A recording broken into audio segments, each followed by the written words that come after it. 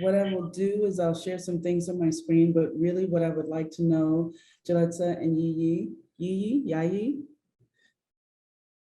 I can't hear you, she's muted. Are the things that you're interested in knowing about, or the things that you're interested in seeing.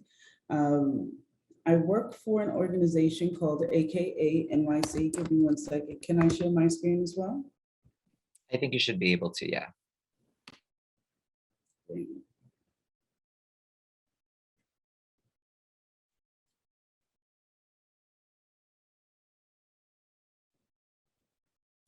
I work for an organization called the AKA.NYC, and we support Broadway shows, arts and cultural institutions, and destinations. So you'll see in this clip on our website at aka.nyc that we have Harry Potter and the Cursed Child, Tina the Musical.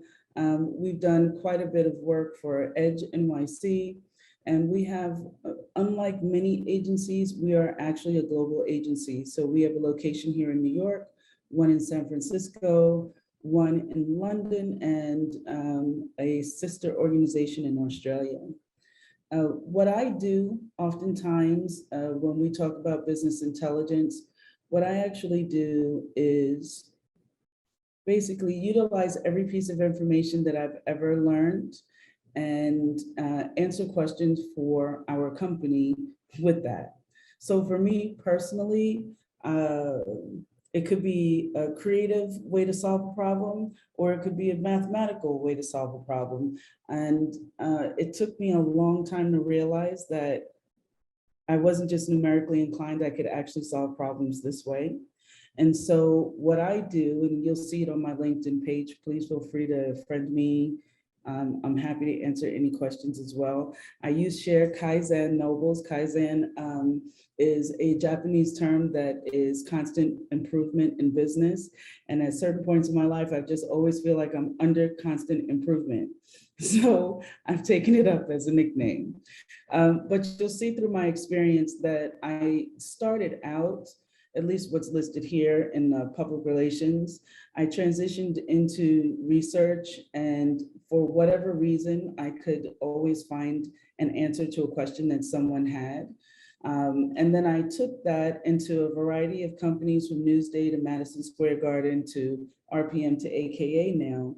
And along the way, I ended up learning what you guys have in integrated marketing, which was SaaS skills, R skills, SQL skills, in order to be able to help answer questions. And before I go any further, did you guys have any questions? Just wanted to ask. I think so. Okay. Oh, no. Can you hear me? Yes. Yeah. Can you just, I mean, for the folks maybe listening back, SaaS, what is SaaS? So SaaS is a really old database company. And in the NYU Integrated Marketing Program, there's a course on SaaS. And what it helps you do is, it's a code that helps you process data to get large volumes of data out of a system. So when I arrived at Madison Square Garden, they were transitioning to SaaS. And SaaS also can be integrated with SQL. Wasn't the sexiest thing sounding thing, but what it actually helped me do was they used to produce reports every 2 to 3 weeks in a stack of 75 Excel sheets.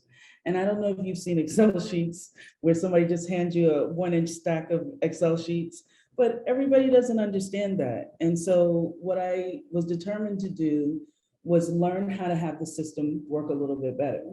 And what I ended up doing was creating a code that took that report that went from 2 to 3 weeks down to 2.5 to 3 hours. So instead of every 2 to 3 weeks getting a report, I could actually produce a report every week. I made it a lot more visual, and I'll explain to you what I mean by that. I made it a lot more visual so that numbers people could understand it, creative people could understand it. You didn't have to be a data scientist to understand it or to make decisions. And what they found out is that we made an additional $23 million in incremental revenue, right? So all the stuff that I found really interesting, like puzzles, and especially as a little kid, I did lots of puzzles, and if there was a 3D puzzle or a sculpture puzzle or you name it, trying to figure out a solution was a cool thing for me. And what I realized is as I got older, that this was really a cool thing to do. As we sat around the table and collected $23 million, it was a very cool thing to do. And so that inspired me while I was at Madison Square Garden, because I had been learning to solve problems on my own just by seeking the answer. That's what inspired me to go back to NYU, actually, to the marketing analytics or integrated marketing analytics program. And analytics was my major. I did have X number of years in research prior to that, but what it did was gave me a full rounded experience so that I knew the technical aspects, not just the, well, if you do this and put a rubber band on it, it'll work. It allowed me to see how it truly worked. So when people say, you know, Vice President of Business Intelligence, it's really, to me, that everything that I've learned along the way, what I actually learned is how to solve problems and how to help people communicate with each other so that you can make more money and that everyone understood what was happening. One of the biggest things that also occurred is along the way, we realized that for our business, Broadway shows, I'm so sorry, someone's trying to contact me. For our business of Broadway shows, we have people who are multimillionaires, but they're not data science people, right? And so they have to make $1 million decisions based on the information that we give them. And as data, everybody has a smart device. No one, I don't know anybody, grandparents or not, babies even, who can touch a phone, have some type of smart device. With all of the data going back and forth, we had to find a way to wrangle it. So when I actually stepped into this position here at AKA, one of the biggest things that we did, and I'll see if I can find one that's generic so I don't share our clients' information. One of the biggest things that we did was we created dashboards so that now as your data comes in, it comes in 24/7, it comes in an up-to-date way, so that you can actually go and talk to your clients about how many visitors came to their website, what they're actually doing, what pages they visit, what gender they are, what their ages are, but do it in real time so that they see and we understand what's happening with their business in real time.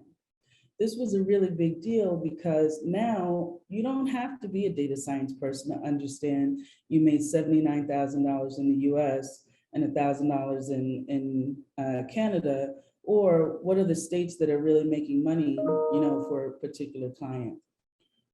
And the way that I was able, I'm still getting pinged for work, the way that I was able to transition for that was the weirdest thing, which was a combination of going to NYU, but I also recommend to people who are interested in analytics to, and I wonder if I can show it here, Google.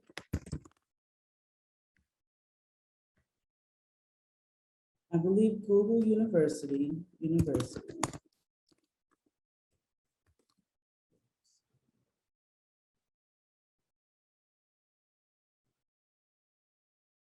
Google Analytics Academy. I always recommend even to my interns or to anybody that's actually trying to get in to analytics to actually go to this free set of courses. It is truly free. Google Analytics for beginners, advanced, power users, understanding what 360 is, understanding what Data Studio is, and Google Tag Manager, because these are really basic things that are happening in the background. People are building websites every time you turn around, but they want to know how to track them. Google Tag Manager is used to place tracking pixels for media if you decided you wanted to buy media and track them. Data Studio allows you to visualize it. And if you can walk into the door of any company with this skill set, you're way ahead of 90% of other people applying for that job. In addition, what I do recommend to people is to look at some of the free courses around analytics for Facebook, analytics for Instagram, just analytics for TikTok, because there are programs that Facebook offers for free that you can do. But for my internship programs, I offer to make sure that people are certified in these basic functions so that when you walk in the door, you're way ahead of all of your competitors. Also, as a next level up, we started creating a data management platform that allows us to track quite a few things for multiple clients. And we offer training and certification in this program as well. What we're trying to do is get to a place where we're managing by exception. So if nothing's on fire, we don't need to take a look at it. But if something's on fire, we'd like to know that the right team is getting the right information at the right time. So we're constantly trying to find ways to analyze information quicker, faster. This particular one shows you the competitive landscape of Broadway. It's a little bit tiny, but you can see from this graph here, when shows are coming into a particular theater, when they're leaving a particular theater. We can also filter it based off of what category do we see them coming in at. And so what we find is that this is a really wonderful way for us to be able to track what's happening in our business. We also, as an agency, one of our biggest jobs is to purchase media for clients. And so what we do, and one of the things that we've done is help our agency save thousands of dollars from errors and mistakes. This doesn't look like much, and it actually looks kind of crazy, I'm sure. But what you can see here for the most part is that spending, for example, for social media is pretty much the same. But then you have an anomaly here. You don't have to be a data scientist to know that something's wrong here or something is totally different. So we put in a system here to actually save us about $80,000 in errors, because we're human, people make mistakes, and even though it's digital, for us to find ways to be more efficient, to save money, find money, and to help our clients get the information that they're looking to get. What I was trying to find was some of our basic dashboarding and some of the basic tools that we would use.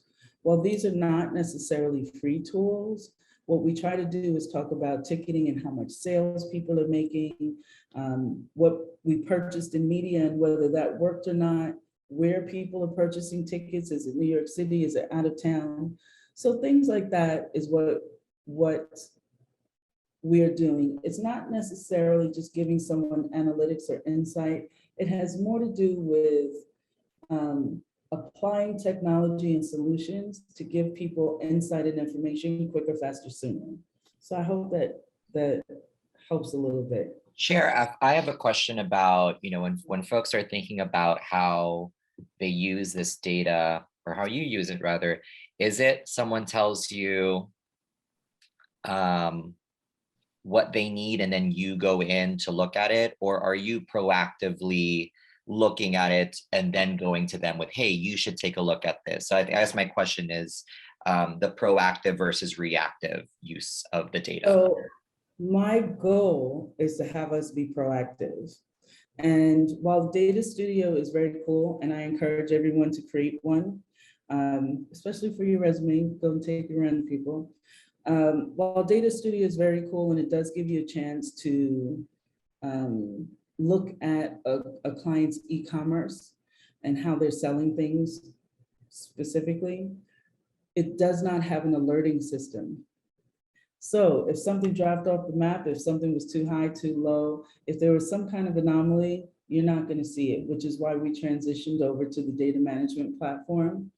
So the wonderful thing is, yes, the goal for us, I'll say goal, is to be proactive, to be able to walk up to a client and say, hey, this is what I saw. We're seeing revenue go up for direct, but we're seeing it go down for search, and maybe we need to increase our search spend or something like that. And to alert the appropriate people on the team. So right now we have 2 people on the team. I'm hoping for another 2 people, where we do reporting literally Every Monday, Tuesday, Wednesday, we're trying to put out every report for every client, and we're up to about, I believe, 40 clients. So that we can tell them, hey, this is what we saw for information last week. This is what we think you need to improve on, or this is not working, let's pull back, or this is working so well, let's pull some money from this and put it and test in this. And so we're constantly trying to test on things. We're constantly trying to be proactive. It is my nightmare to have someone come to me and say, hey, do you know that we missed $20,000 worth of whatever it is? And I don't know. I always want to know first. I always want to be proactive. And when we go to a client, I always want to have it solved already. You know what I mean? It's nothing worse than going, yes, we know the ship is on fire and we don't know how we're going to put it out. I want to be able to tell a client, yes, the ship was on fire. We've put out the fire. We've patched it up with, I don't know, wood, metal, and super glue, whatever it is that we have to do. And you know, the vendor knew that they made a mistake and they're going to give you a gift back of $20,000, or you're not going to have to pay for this. You're just going to get wonderful results from it. So that's what I constantly hope for with regard to interacting with clients. Okay. And go ahead. Leica, I had a question about credentials. Leica, if you want to go ahead and ask Cher. Oops, you're on mute. I can't hear you. Or I'll just ask it for Okay. Leica. So it's in the chat, but do you think it matters where you get your credentials from? For example, when you were talking about the Google certifications, for example, Google certification versus a big university name. No, I think you need both. I say to people, my life totally changed. NYU master's was my second master's. I had my bachelor's and I attained my first master's, and it wasn't necessarily a name university. I thoroughly believe after attending NYU that, and encourage my children to attend a name brand school or school that has a heavy duty name behind it. And also the learnings that go with it. And I think they go hand in hand. So yes, I think NYU, because it gives you leadership training. It gives you other training that, so sorry, everyone's pinging. It gives you other training that I think is needed in the business world that a lot of people don't do, such as leadership training. So when they do the CEO and leadership training at NYU, I cannot express to you how invaluable that class was for me and is still for me, and how to approach my direct reports and how to approach my managers. So that's, to me, NYU offers you a certain skill set. But then technology-wise, I think that there are a lot of things out there that are free that can give you an edge up on your competitors. Like, you don't need additional monies to create this kind of dashboard for yourself, for your resume. It also gives you an opportunity to kind of share this link or invite people to, and I'm just going to show you here. You can, anyone with the link can view this. You can actually create your own dashboard. Say, I do dashboarding. I graduated NYU Marketing Analytics, and here's my sample dashboard of the Google website, because they'll show you how to do that for free. And you can change the colors, make it what you want to make it. We do a variety of them. There are a variety of them out there, but the basic concept is still the same. Data is going to be sitting somewhere. It needs to be connected to a tool to visualize it, and then you need to be able to share that tool. And whether you do it on the scale of this free data studio, or you do it on a scale of, there's quite a few of them. Domo is the one that we use, but they also use Tableau is another one.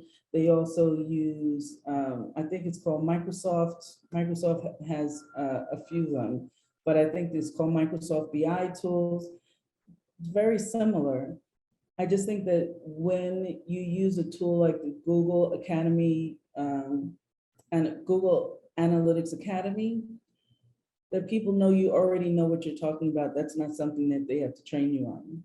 And for me, with our internships, I try to make sure that people are trained to a certain level before I let them touch live data.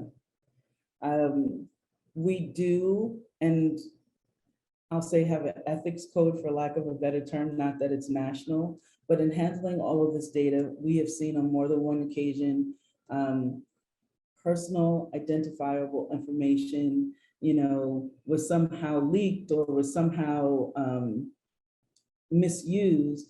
And so it becomes very important to me that not only are people trained on how to do the analytics, but that people are trained on the ethics of it, and not housing data on your laptop, not keeping any personal information anywhere. So it's a variety of things. Cher and Gillette and you feel free to jump into if you have questions, but can you talk a little bit more about, I mean, you're mentioning your interns and your current title is VP. Can you talk a little bit more about entry level, junior roles? What does that look like in this space? I think it depends on the passion and the skill set of the person. And I say that because we have some people who graduated as mathematicians. Being able to actually do a linear regression, being able to do correlation analysis, those types of things, knowing how to do that out of which you will know leaving NYU, you'll know how to do that in that program. So I think the work is going to be a little bit more advanced than people think for an entry-level position. And in our particular space, there are times where we're asked to go to plays 3 nights a week. I'm a parent, so I can't speak for anybody else about partying, but I can't do 3 nights a week to go to see a show. And so there's a balance to what we do in terms of, yes, it's a lot of hard work. Yes, you're going to be asked to run data, look at data, but the way that we're trying to prepare for the future of how people are doing business, not how they used to do business. So it's not going to be, a stack of 75 sheets of an Excel. I'm going to show you this is how we process data. This is where we get data from Telecharge or Ticketmaster, or anytime you buy a ticket to any one of these shows or venues, this is how it connects to us. This is how we process it. This may be how we do attribution analysis. This may be how we do projections on what we think you should be selling, because we've been in this space for 10 years. And so we have lots of examples to push up against. So entry-level people are learning a lot. I think that in our case, I like to have entry-level people in the room. And what I mean by that is, I want you in the room with producers. I want you in the room where decisions are being made. And I want you in the room so that you can get an understanding of who needs what in the room. You know what I mean? It's not just about crunching numbers. For me, it's about problem solving. So when I do interview people and I do ask people why you want to do this, I need to know that you can solve a problem. And that could be from an emotional standpoint. It could be from a coding standpoint. I need to know that people are paying attention to what's happening in the room and paying attention to how to solve it. It could be a mathematical solution. It could be a new attribution analysis. It's a variety of things. So I'm sorry, I can't answer that really directly, but yes, you're gonna come in, yes, you're gonna get all the sucky jobs, but the sucky jobs actually prepare you for the next level of pressure involved. There are a lot of times we're asked to complete things with really, really short turnaround times. And I like to have entry-level people kind of cut their teeth on the rote, the same report every week, just reporting on the basics. I need to know that all the basics are handled so that when we throw you into the lion's den, that you can swim and that it's okay. Yeah, it's that relates to a question that I wanted to ask about agency versus in-house. We see a lot of students who feel like in order to get in-house, they need to sort of go through the baptism by fire of agency life. But can you tell us a little bit about that? Because you were doing this work at MSG, at Madison Square Garden, right? Which I'm imagining is more of an in-house model, and now you're at an agency. Can you talk a little bit about maybe the pros and cons of doing this work in both spaces? I think doing in-house work is great. And it depends on the resources that you have to do your job, right? Because you still may need to hire an agency to actually purchase media for you and do certain things. But then there are certain things about analysis of, for us, it was emails and ticketing sales. I cannot express to you how many emails Madison Square Garden sends out from Knicks, Rangers, concerts, children's shows, Rockettes, right? And they own multiple venues across the country. And so it's wonderful if you can be assigned to a particular venue and learn the history and really be in depth. But then there's just the moment of you got dropped into something and you need to figure out the solution. And while the pressure seems to be a little bit less apparent when you're in-house, is there nonetheless, right? And everything depends on the success of something else. For agency work, you know that it's all about performance, period. The media needs to perform well. We need to make sure we make them a certain amount of money. We're getting paid off of whether they make money or not, period. No ifs, ands, or buts. If the show is not successful and they don't make their money, we don't make our money. So it's really important, an important partnership in the agency business, but the stress is just much more apparent. You know, in terms of we need to hit X number of tickets every week in order to make sure that we break even though it's a very, I'll say sexy, vibrant business from the outside, it's a very hand-to-mouth business in terms of people, producers will rent a theater, and when they rent the theater, they have to abide by union rules for the actors, union rules for the ushers, and people need to get paid X amount of dollars every week. So we have to calculate how many weeks before a show goes on sale do we need in the bank to make sure that you're breaking even? Before you've made a nickel, and this is in the hundreds of thousands of dollars, before you made a nickel, how much money do you need to make? How many weeks out do you need to sell before you can start earning profit? So that by the time you're in week 5, 6, or 7, you're making profit and you've already broken even. You know what I mean? So it's a pretty intense hand-to-mouth business, beautiful, glamorous, fun. So much fun, sometimes I can't hang. But it's much more apparent. And in-house, there's a lot of pressure at MSG for a variety of reasons, but everyone loves the brand. If you grow up in New York, even if you don't grow up in New York, I can't imagine anyone not knowing Madison Square Garden. At the same time, when you look at a venue like Sacramento Kings, right? They rebuilt their venue and everything in their venue interacts digitally with something. So you can actually scan on your phone when you walk in, that's your ticket. You can get to your seat and order food from your seat. You can order shirts and merchandise to be sent to your home because they had a venue now where their internet is intricately built into what they do. When you have a venue like Madison Square Garden where everything is historic, even though they rearranged the seats to so-called make them bigger, there were a lot more seats, so they can't be bigger, my opinion. They didn't have the services that newer venues would have.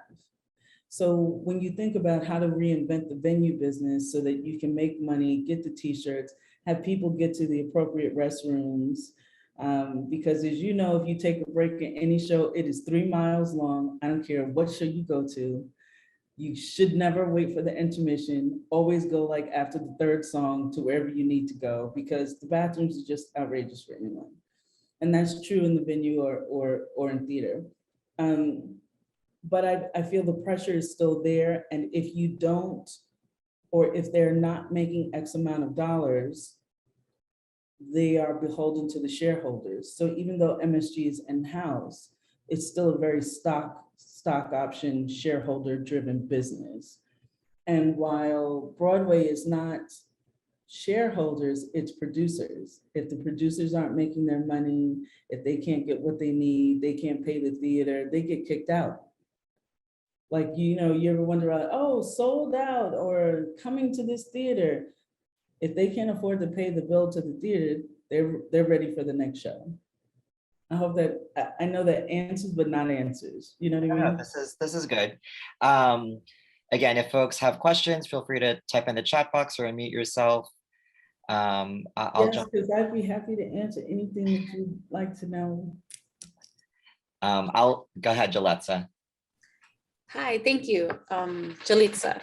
I wanted to ask, how do you work cross-functionally with other teams to make sure that you're obtaining success? Because the metrics are important, but then there's the other pieces that have to come together as a whole.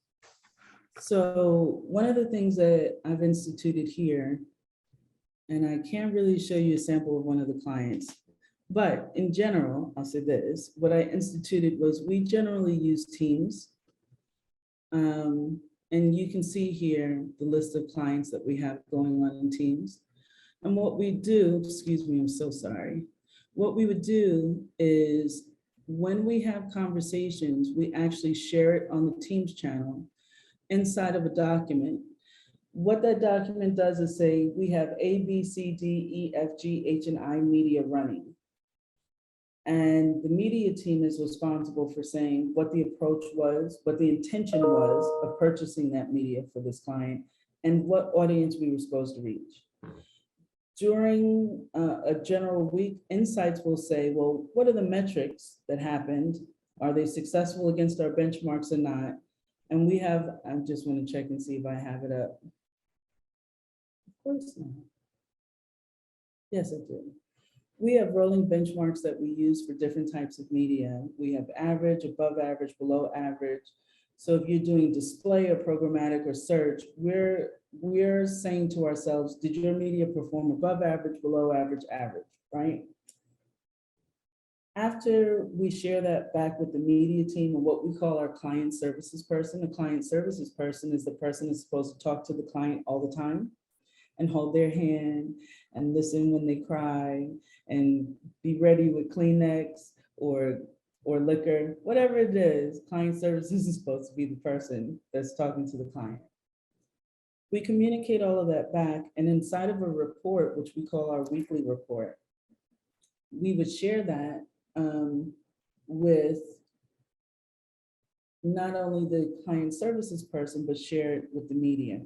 And that gives us a chance for the media department, the business intelligence or research department, the client services department to get together. If we see that, you know what, this is not performing as well as it used to a year and a half ago, I think we're experiencing some creative fatigue. We'll bring the creative team into the fold and say, look, this is what we found. And it used to work when it first came out, and it did fine for the first year and a half, but it's really not doing it for them right now because it's under all of these benchmarks. Then we would send it to the creative team and say, hey, can you come up with some creative and let's see if we can test out some new creative. So I feel like a part of my job to rally everyone together and say, hey, let's look at what happened here and find a solution, as opposed to us being in our own bubble when we put out a report. It creates problems if you're in your own bubble. You don't have the context of what the intentions were when they bought it, the media. You don't know how the client was feeling from the client services person as to whether this is working for them or not. And it doesn't necessarily have to do with real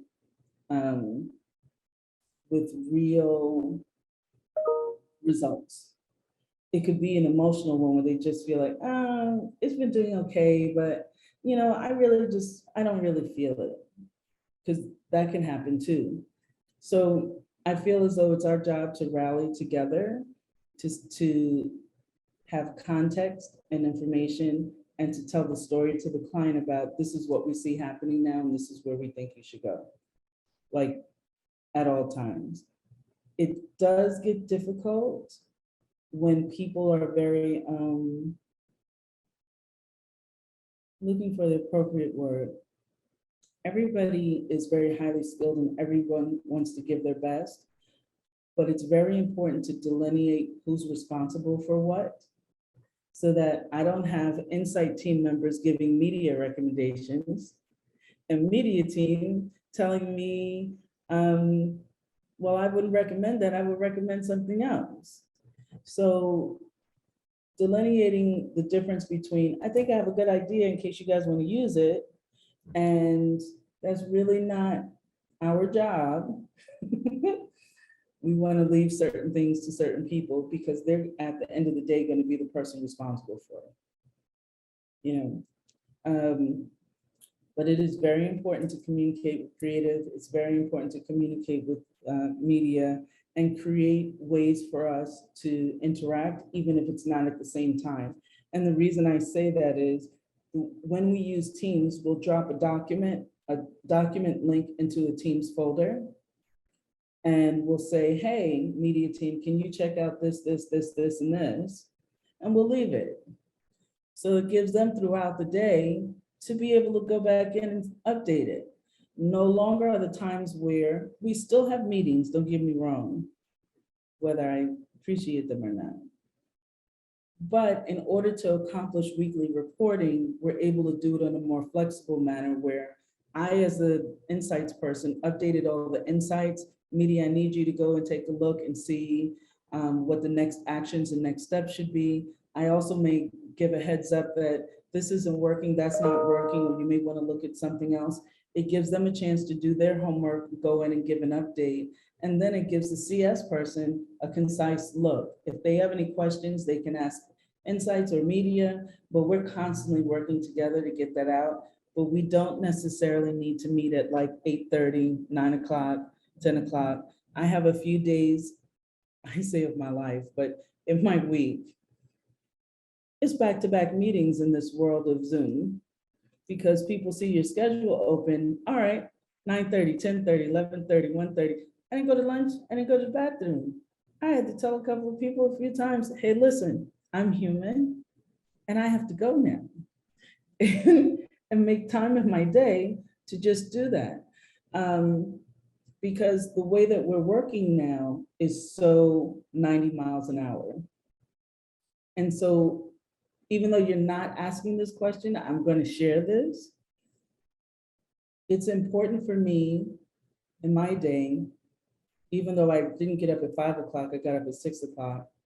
I went to the gym, I did 3 miles on the elliptical. I'm not skinny or any, tiny or anything, but I feel like it's important for me to set aside time in my day to dedicate to me for self-care, because by the time you do hit work, and our business starts later, nobody gets up early here. These office hours start at 10 o'clock and run through 5 o'clock or 6 o'clock, right? But really from there, they may go to the theater if they have something to do with the theater, which means your day went from 10 o'clock to hypothetically 10 o'clock at night, some days. So for me, it's very important after you do all this interacting with people, because you can be emailed at 7 in the morning, 7:30, you can be emailed at 8 o'clock, not to say you have to answer to them all. It's important to set aside lunchtime. So like you'll see I'll block out like X number of minutes during my day, just so that I can function as a human being. And then certain time of just self-care time for me in the morning, because I think it's entirely too much in this era where you're running from one thing to the next thing, the next thing. Before you know it, you can be booked for meetings literally from 9 in the morning till 7:30 at night. And no one actually think like, they may need a break. They may actually, so I think that in addition to just giving insights and doing the job and collaborating with people, it's also important to seek out self-care. Not that you asked that question, but I think that's important too. That's a really important share, and thank you for sharing that. Jalitza, did you have a follow-up to that? Yeah, I wanted to ask, what does your typical day like start and end like? Because I know, and if you answered this before, I'm sorry. I know that like agency work and agency life is a little bit more different. So this particular week looks like this so far.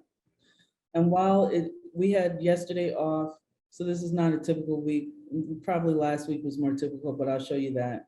For the most part, this day is pretty blank, but not because it's really blank, but because I have to do Asian Art Report, Pasadena Playhouse Report, Orlando Ballet Report, Second Stage Report. So this is all reporting.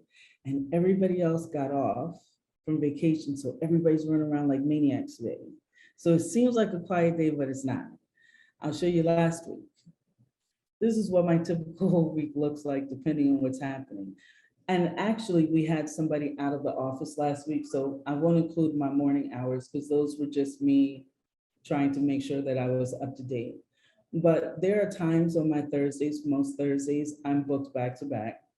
Friday, I try to set aside, this is me trying to set aside my own personal time for items, and then taking a few meetings in those things, because I'm trying to build out this dashboard. So Fridays is supposed to be my dashboard day, but somebody always wants to set a meeting. And then on Tuesday and Wednesdays, it's really me putting out fires. What reports do we have to do? What do we have to get out? And I will say, in general, there doesn't seem to be a typical week because it's always something. There are certain things that your weekly reports are regular. Your monthly reports are regular. You kind of know when they're coming and when they're going. Everything else, we can get a new business pitch from anybody who says, like we're having a show come to Broadway and what that conversation looks like. But I think for the most part, for the people that we have working here, there's a love of theater. People love like Broadway. We have a lot of former, current artists. So people who were in their school plays, they just love how it worked and what happened there, or entertainment in general. And they are very highly educated about different things. For example, we have someone on our staff who really only works with museums, and his degree was in museums. So like he just knows lots of quirky, amazing information about museums that I never would have thought of. I myself as a kid was a performer. I used to do tap, ballet, and jazz as a little kid and perform at Lincoln Center and Brooklyn Academy of Music. And so I kind of understand what happens in the theater business. And even though it wasn't my intention as a little girl to be this, it's kind of funny how everything worked together for me to understand this moment.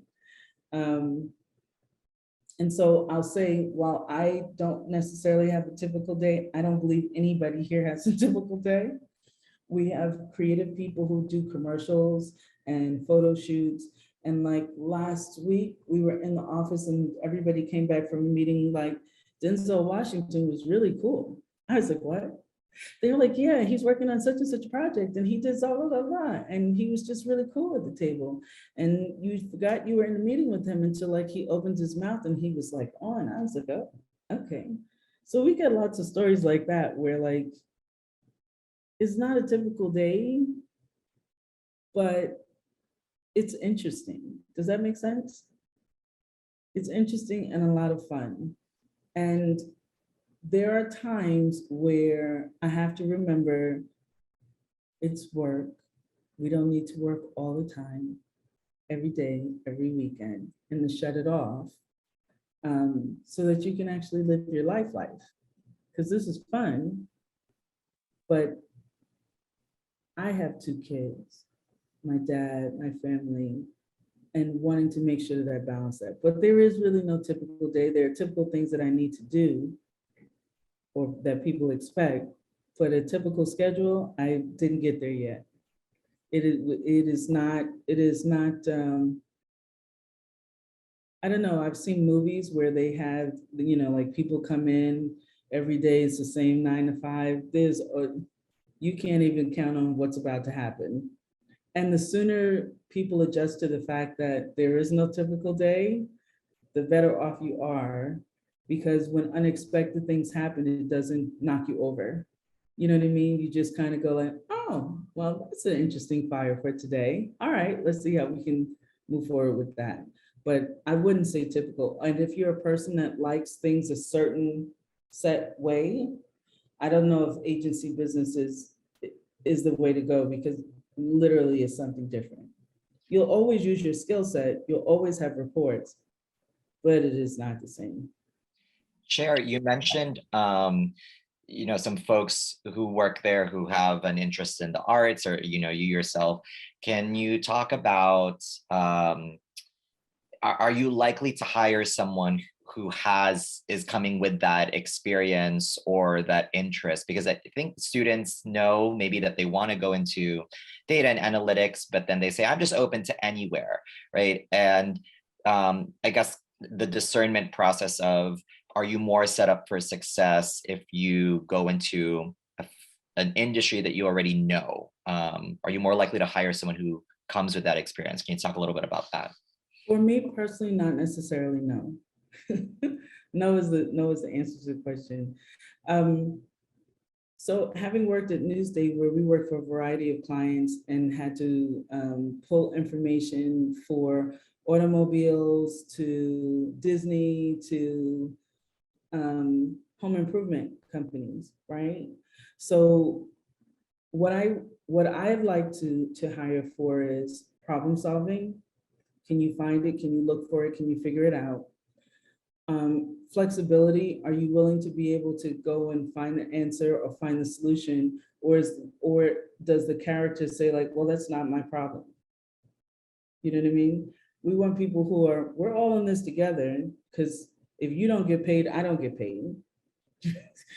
And want to be able to find people that can help solve problems. So you don't necessarily, in my opinion, have to be a mathematician, but you do need to know what a correlation analysis is, how to perform linear regression, what the appropriate terms are for coding out different information, because doing attribution modeling and doing certain types of statistics are really important to what we do, because it helps us find anomalies, right?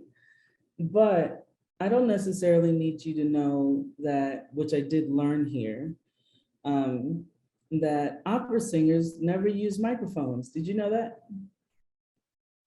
I had no clue. Opera singers are called opera singers because they don't use microphones. In the theaters that are built to have opera, the only power that they use is the power of their lungs to sing into the rafters. And the way the theater is built is so that the person in the farthest part of the theater can actually hear the words of the person. That's pretty incredible. But you'd never know it from the way people describe it, you know what I mean?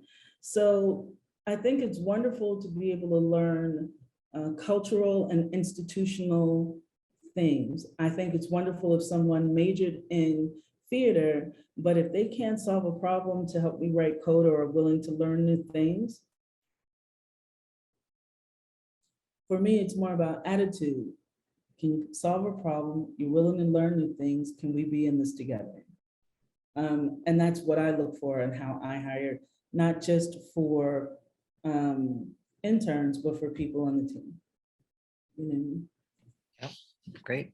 So we're coming up on time. Maybe we'll take one one or maybe two more questions from the group. But in the meantime, Leica is also going to put in a link in the chat box to a brief survey about today. Any other questions from the group? I have a lot more, so I'll throw in another one in the meantime. But you know, a lot of the folks will be watching this after our folks in the integrated marketing program, and you are a graduate of that program. What do you foresee, and maybe this is from your own experience, maybe something that was that catches people by surprise when they, you know, go into the field doing this work, you know, for real, so to speak? I think that NYU prepares you so well that you're surprised that you're prepared. So that when you actually go in a job and they're saying, hey, all right, I need you to run some SAS code, and I need you to figure out how many tickets we sold geographically, and then can you map it, right? It seems like such a straightforward question, and you're actually prepared to go and code it and answer it, given that you know where X number of data tables are. So I think surprisingly that people are more prepared than they know. It doesn't mean you walk into the job cocky, you know, but you're a lot more prepared than you know. And being able to deliver your best work is a wonderful thing. And the leadership training, I think, is even more amazing, because what it allows you to do is, and something I recommend to anybody, and it was the smallest piece of advice, but it was the greatest piece of advice. Even if you think your boss is an asshole, was the advice, always ask in the form of a question. Even if you caught them wrong and they made a mistake, always ask in the form of a question. Oh, they got this wrong.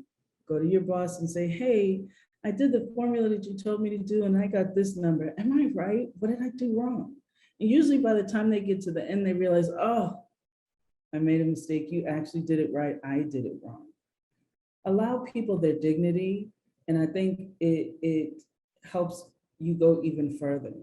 So NYU, when you graduate, you know, you're going to be really nervous about finding that next gig or finding that next job, but you're actually prepared, and a lot more prepared than your competitors. But it's the humility and the character and the attitude that can get you much further, you know what I mean, than other things. But that's my 2 cents. Or That's 50 great. cents, or Yeah. $1, you know. Cher, maybe we could stop the share here so we could Awesome. see your full face. I think you might have to do that on your end. Oh, what do I have to do? Oh, thank you very much. So sorry. Thank Yeah, you. no, that's okay. So yeah, we're wrapping up, but Cher, we'll let you have the last word. Any last, I mean, that was a really great note to leave on, but if there is anything else that you want to just share, advice or words of wisdom for the group and those watching after. Not at all. If anyone would like to contact me or ask me questions, or you have a detailed question or a detailed scenario, I'm more than happy to be of assistance. As opposed to people that you like will reach out to or link to that never get back, I'll actually get back to you. And so please feel free to reach out to me and ask any questions that you have. That was it. Sounds good. Well, thank you so much, Cher, for I know you're a very busy person, as we saw on the calendar, even though today was a little misleading. We know that you're busy, but you spent your lunch hour with us. So thank you for that. It's great to have alums like you come back and share your insight. So thanks everyone for joining us. Look out for the other Behind the Title sessions. And with that, have a good day. Thank you, you too. Bye. Thanks, bye. Thank you. Thank you.